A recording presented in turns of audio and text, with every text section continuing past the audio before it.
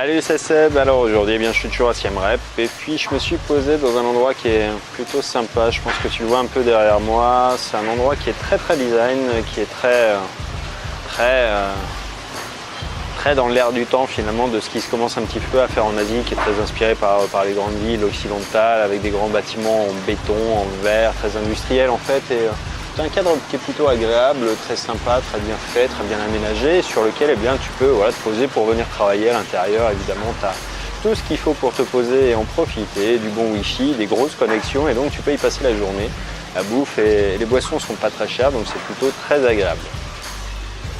Alors aujourd'hui en fait, je voulais te parler d'un secteur qui est sans concurrence ou presque, et j'en ai déjà parlé dans d'autres vidéos, c'est le B2B. Le B2B, c'est le fait de s'adresser directement à des entreprises, à des entrepreneurs, et pas à des particuliers comme c'est souvent le cas pour les produits qui sont grand public, ce qu'on appelle le mainstream. Alors ça a plusieurs avantages évidemment, c'est qu'il y a beaucoup plus de moyens financiers dans les entreprises que dans le portefeuille d'un particulier évidemment. Qu'en face de ça, il y a souvent tout un tas de besoins qui sont aujourd'hui assez peu comblés également. Quand tu y penses bien,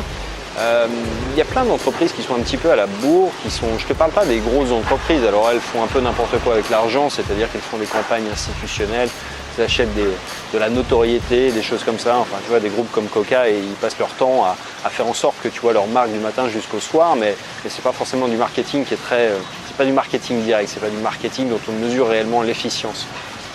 Pour les petites boîtes, il y a des gens effectivement qui bossent un peu n'importe comment à l'aveugle souvent. Et puis il y a surtout tout un pan de l'économie, tout un ensemble de professionnels qui sont toujours pas passés sur Internet. Quand tu regardes bien un peu le nombre de professionnels, je sais pas, prends ton coiffeur, ton boucher, alors ça peut paraître un peu absurde de le dire comme ça, mais il y a tellement de commerces qui aujourd'hui n'ont même pas fait le minimum vital. Ça veut dire que si tu regardes bien aujourd'hui un commerce, il doit être sur Internet. Pourquoi? Parce qu'il y a des sites où on laisse des avis, il y a Yelp, il y a Foursquare, il y a plein de choses comme ça, où les gens de toute façon, que tu veuilles ou pas y être quand tu es professionnel, les gens ils t'y notent. Donc tu es obligé d'y être aujourd'hui. Et puis d'un autre côté, il ne faut pas oublier un truc, c'est qu'aujourd'hui les gens ils recherchent sur Internet,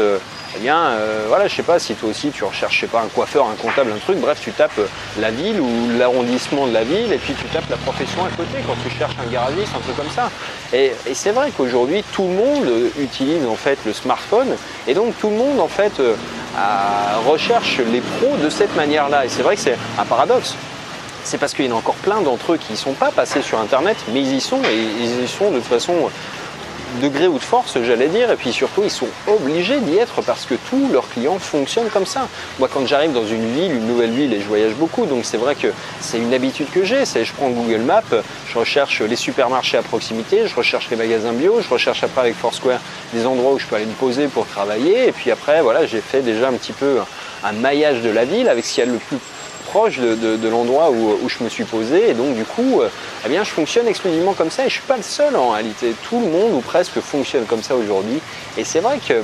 tu as un secteur où finalement tu as assez peu de concurrence et que personne exploite vraiment, c'est les centaines de milliers d'entreprises qui ont tout à faire sur Internet parce que leurs clients, elles y sont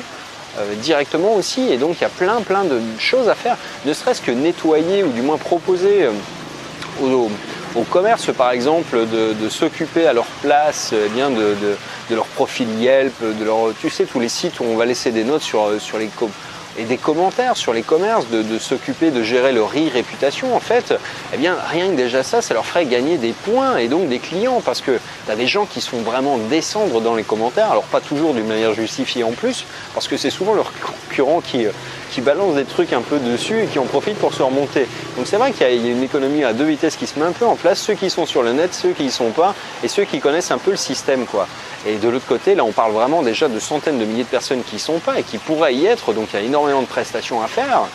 et il y a pratiquement personne qui en propose de ce type de prestations. Et de l'autre côté, quand tu y penses bien, après tu as tout le web marketing appliqué aux entreprises, parce qu'aujourd'hui le web marketing, le plus gros du secteur, c'est quelques dizaines de milliers de personnes, ce qu'on appelle le MMO, le Make Money Online, qui pèse moins de 100 000 personnes en France. Donc c'est un secteur qui n'est pas si gros que ça, alors que des entreprises, il y en a beaucoup plus. et que les conseils qu'on peut leur donner sont souvent beaucoup plus pertinents parce qu'ils vont leur rapporter beaucoup plus à eux directement. Quand tu fais, je sais pas, quand tu donnes une stratégie à un particulier, ça peut être lui rapporter 500, 1000 euros, ou une entreprise, c'est plusieurs dizaines, voire centaines de milliers d'euros de chiffre d'affaires. Évidemment, pour ce type de prestation, une boîte est beaucoup plus à même de payer cher et sera d'autant plus capable de le faire que tu vas lui apporter de la valeur conséquente.